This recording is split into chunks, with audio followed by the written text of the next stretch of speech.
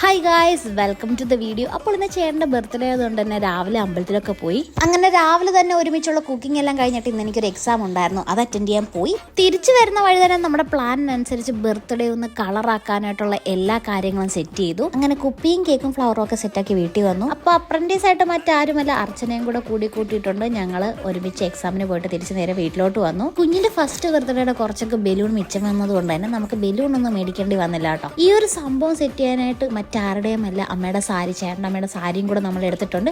അങ്ങനെ ഇതാണ് നമ്മുടെ ഫൈനൽ ലുക്ക്. സംഭവം എങ്ങനെ ഉണ്ടെന്ന് കമൻറ്റ് ചെയ്യാൻ മറക്കല്ലേ. അപ്പോൾ വീഡിയോ ലൈക്കും ഷെയറും സബ്സ്ക്രൈബും ചെയ്യണേ.